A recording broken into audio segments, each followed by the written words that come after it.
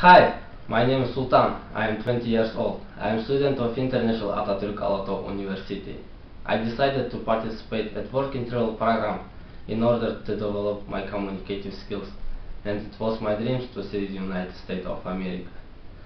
A life trip and my first traveling to our world. I want to start from America. The main purpose of my journey is to see something of America and improve my English language.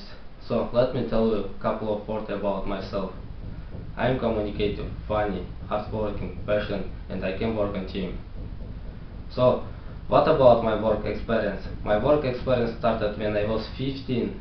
I worked in a local cafe, Neuwood, Absheron, Everest, as a waiter during my summer holidays. On my last summer holidays, I worked in a children summer camp in Lake Issyk-Kul as an educator. During my trip to America, first of all, I want to improve my English language because this language is one of the most famous and widely used language in the world. Therefore, I prefer to work in such place where I can communicate with people and converse with them in English. And I want to get some work experience from American people. To my last word, I want to say that I will try to equal your expectation, and I will try to be responsible for job that will be given. Bye.